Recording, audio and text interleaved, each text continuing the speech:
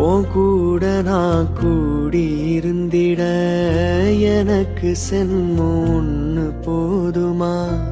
100 சென்மம் வேணும், அத கேக்குற சாமிய.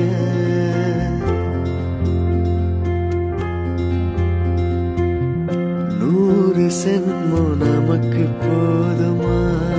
வேறு வரம் ஏதுங்க போமா? சாகாவரங்க போ அந்த சாமிய, அந்த சாமிய. காத்தாலஞ்சாலும் கடலாக நீருந்தாலும்